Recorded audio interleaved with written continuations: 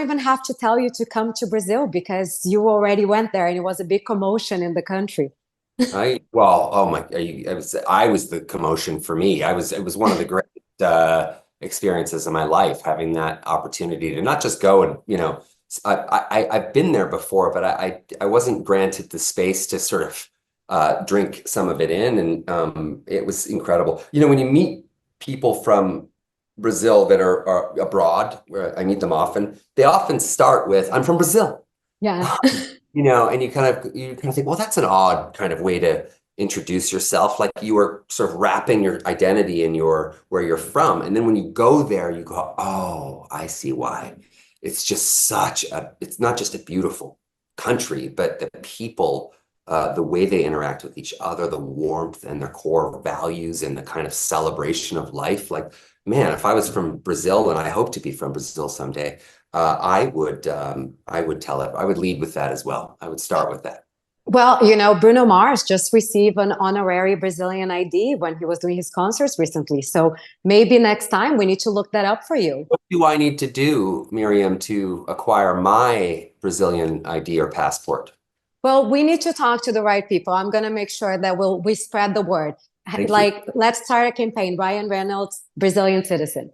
Perfect. Is it Giselle? Is she in charge of that? It's Giselle, isn't it? It might be, but she's from my state, so we can go over that.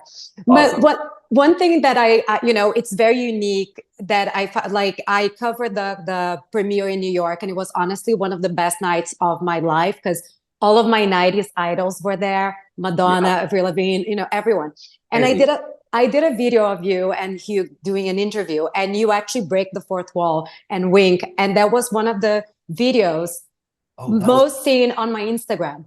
I remember it. I literally remember it. So yeah, that was a big moment for me. So thank you so much.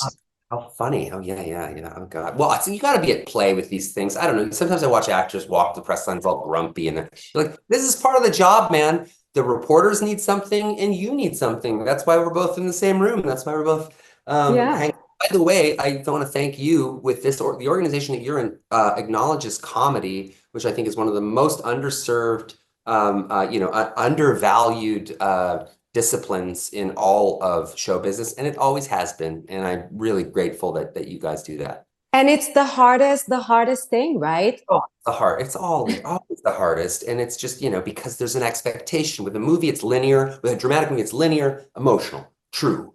And linear, emotional, and truth. That's great. With comedy, you need truth still, but you also need emotion, but you also need to consistently subvert expectation. You always have to come 90 degrees to expectation. And that is a very tall order for anyone. I don't care who you are. And it's why it requires so much to execute properly.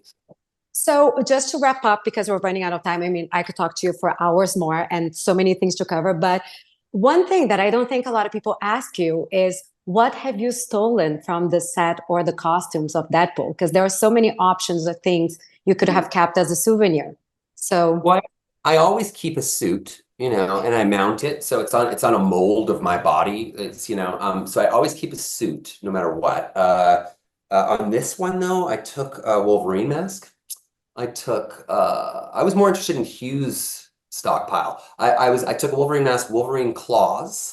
I took the model of the baby pool. That's my son who actually does the voice of it. And then I took the kid pool suit, which my daughter plays. I think that was it. But that's a lot. Like, I mean, if you're looking at like a museum, that's like very expensive stuff I took. But I also, I think Marvel recognized, and I'm grateful they did that. I gave my last drop of blood to this thing. I mean, all hours from development to writing the script to producing and starring, and then you get into post-production where you're in an edit room for 18 hours a day. I mean, you have no life for 2 years.